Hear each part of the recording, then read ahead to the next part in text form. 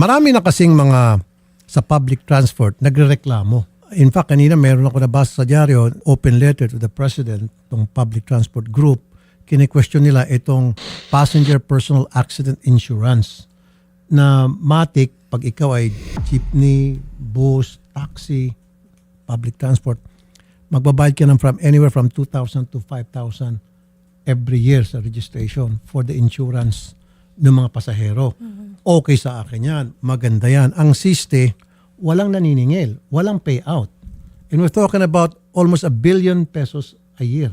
Since 2001 yan, ngayon, 2026 na, 26 billion na naiipon. Sana pupunta yon.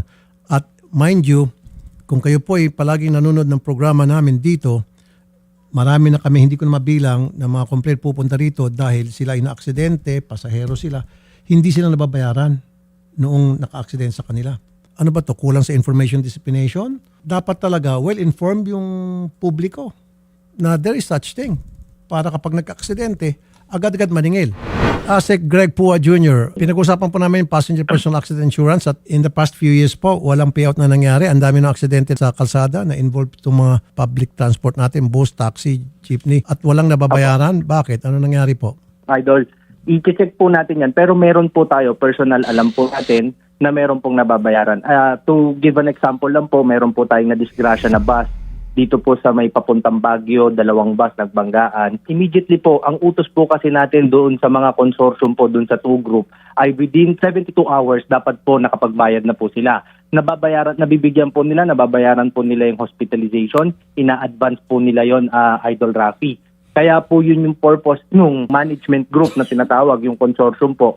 Yun po para po mas mabilis ang pagbayad ng claim, pag-asikaso ng claim, kapag po nadidisgrasya ang ating mga public utility vehicles na may nasaktan po na mga pasahero. Kasi po, nakarating sa inyo. Kasi po, yan po yung nag-trending, nag-viral.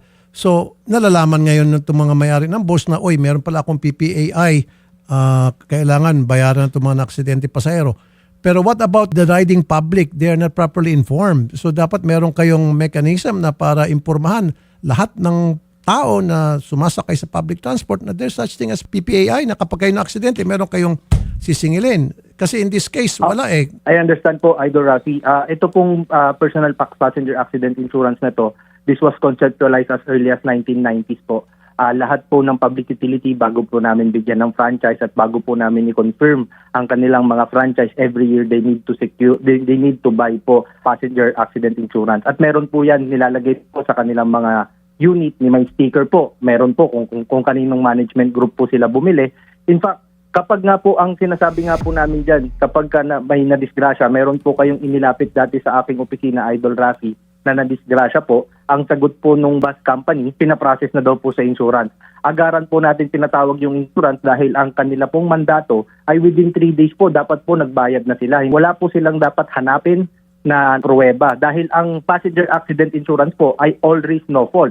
Kahit po may kasalanan yung driver, kahit po lasing yung driver na nagmamaneho, pag yan na-disgrasya, dapat pong bayaran yung mga pasahero. Correct. Bukod pa po doon, meron pong pang-hospital yung pasahero, meron naman pong pang-bail sa driver, meron pong mga benepisyo. Okay, hindi alam ng pasahero. Siyempre, pag hindi alam ng pasahero, hindi kikibo yung driver. And then, kung meron man, ang tagal ng processing, dapat ang processing within 48 hours at the most, mabibigay agad. Tama po, Idol Rafi, yun po ang kanilang mandato.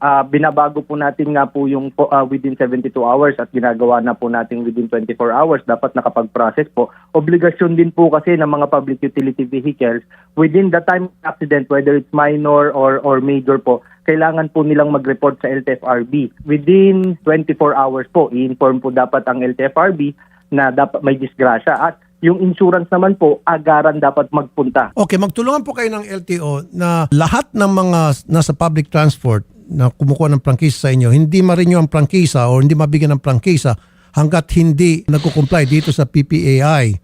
And then dapat merong information drive. Yes po, Idol Rafi. Paiitingin pa po natin ang ating pong information dissemination regarding this personal passenger accident insurance para po may pagbigay alam po natin sa lahat po ng ating mga kababayan na sumasakay ng mga pampublikong sasakyan. Attorney Brian Sibuyan, maglinis-linis po kayo dyan sa Insurance Commission kasi I know for a fact marami po sa mga insurance company na nagbebenta ng PPAI ay mga fly-by-night. And then number 2, hindi ba kayo nag-monitor, nagtataka in the past few years, halos wala pong nangyari ng payout when in fact almost every day may nangyari aksidente sa ating public transport na involve yung mga pasahero at nasusugatan, may namamatay pa at hindi nagkakaroon ng bayaran. Why? Lilinawin ko lang po, actually po ang pag-issue ng Certificate of Authority o yung tinatawag nating lisensya ng mga insurance companies ay masugid na sinusuri bago natin bigyan ng mga lisensya. Sinisigurado po natin na meron silang kakayahan upang panagutan ang kanilang mga iprinamis na services or pagbabayad sakali mang magkaroon po ng mga hindi inaasahang insidente. Pagdating naman po sa implementasyon ng ating personal passenger accident insurance, namomonitor naman po natin base dun sa datos na isinasubmit ng mga konsorsya sa Insurance Commission na nagkakaroon naman po ng mga binabayaran ng mga claims pag nagkakaroon po ng mga aksidente ang ating mga publikong Yun nga po, nag-usap kami ng LTFRB, kulang po siguro sa information dissemination kasi marami po hindi nakakaalam. Ngayon, so pag wala po nag-claim, sana pupunta po yung bilyones kada taon na nakukolekta? Pag wala pong claim, sir, ito po ay rin kasi negosyo po ng ating mga insurance companies. So kung ano po yung matitirang amount after ng payment ng claims, operations, OPEX, among many others po, yan po ay mapupunta po bilang income ng ating mga insurance company. Meron na ho ba kayong mga nalinis sa listahan po ninyo na nabigyan ng accreditation o magbenta ng mga insurance? Sir, siguro bigyan lang po natin ng linaw kung ano po ang requirement ni LTO at ano po ang requirement ni LTFRB. Ang nire-require po kasi ni LTFRB ay yung tinatawag nating compulsory third-party liability insurance. Ito po ay pananagutan ng mga motor vehicle owners sa mga tinatawag nating mga third parties. Ito yung mga naglalakad sa kalsada o mga sasakyan ng ibang tao maliban po dun sa motor vehicle na nakaregister. Ang atin naman pong tipay na tinatawag ay ito po ay benepisyo na binibigay natin bilang proteksyon para sa ating mga mananakay na publiko. Kung nagkaroon po ng aksidente ang ating mga pampasaherong publiko, lahat po ng pasahero doon ay mabibigyan po ng kaukulang benepisyo. Marami dyan mga fly-by-night. So paano nyo po monitor? Anong klaseng screening o vetting ginagawa nyo na ito mo nag-apply sa inyo for accreditation para makapagbenta ng PPAI ay mga legit, hindi po yung mga ghost insurance? Emphasize ko lang po, lahat po ng ating mga insurance companies ay may net worth po na 1.3 billion pesos. Sa madaling salita po, sir, may kapasidad po talaga silang panagutan. Other than that, sir, may examination po tayong isinasagawa taon-taon sa ating mga insurance company. Sir, meron ba kayong ganong klaseng monitoring na kapag hindi nagbayad within 48 hours, agad-agad cancelin accreditation nitong insurance company na to? We can do that, sir. Ang problema po, sir, is wala po kasi kaming natatanggap na complaint regarding that matter, sir.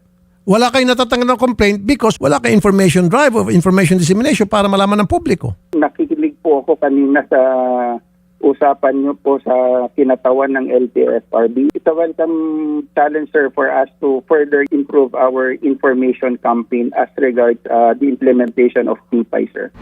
Meron itong transport group na sinasabing pinapakancel. Ako, hindi ako papayag na ika-cancel to. Ang gusto ko lang, masiguro, kasi importante ito, mahalaga to para sa akin. Dapat ma-fully aware yung publiko. And then number 2, dapat mabilis yung bayad ng claims. Dapat within 48 hours, kung pwede pa nga 24 hours, kung kaya. Maraming salamat po sa mungkahi, Senator. Pinapangako po namin na kaisa niyo po kami para palaga natin itong kaalaman ng ating mananakay na publiko ng personal passenger accident insurance, sir.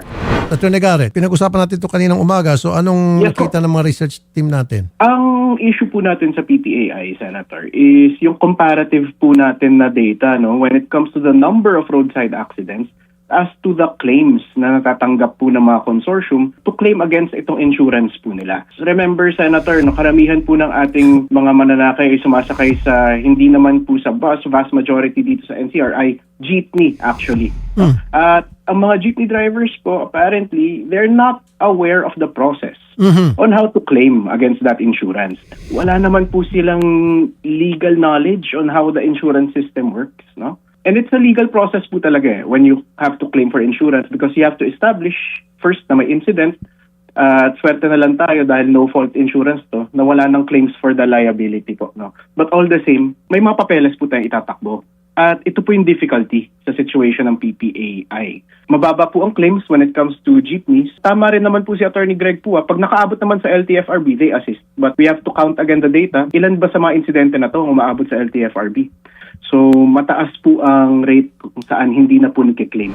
Siguro yung mga may-ari, mga operator sa public transport at maging yung mga private owner, kasi meron din tinatawag na TPS, CPTL, na Opo. merong information dissemination campaign kung paano mag-claim, paano sila kumontak sa insurance company at dapat ang bayaran niya within 72 hours or 48 hours, they should be informed. Tama po yan, Senator, no? Or bukod sa information dissemination, pwede siguro may mga processing center silang i-put up para pupuntahan po ng mga na-aksidente po para makatulong po magtakbo ng papel. Reality on the ground po, Senator, is yung isang araw po na ipoprocess nila yung papeles, malaking kawalan na po yan para po sa mga jeepney drivers po, no?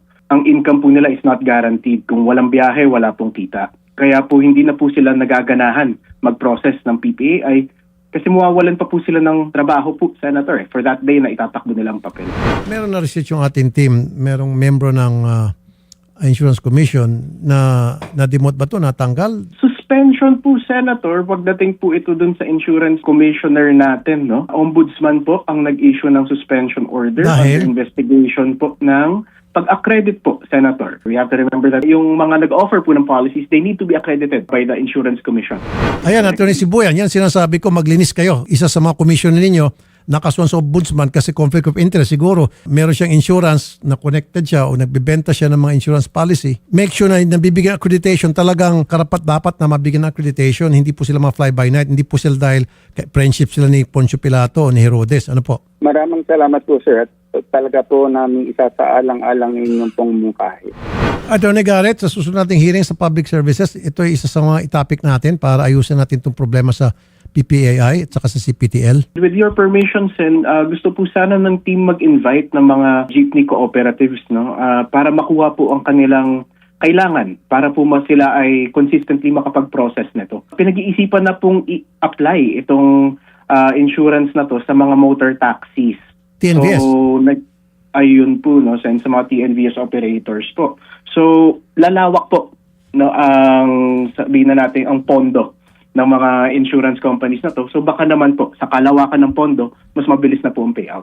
Kung matuloy po ang implementation sa ating mga motor taxis po. Hindi ako papalag dito or hindi ko kukontrahin. Gusto ko talaga magkaroon ng insurance para sa mga pasahero.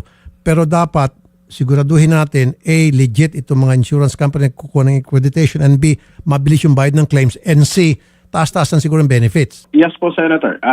Kailangan po natin i-revisit. No? As far as I could have researched, and maybe Attorney Greg can confirm this, ang huli pong memorandum ng LTFRB natin regarding sa PPAI ay MC 99-11 po ata ang latest issuance.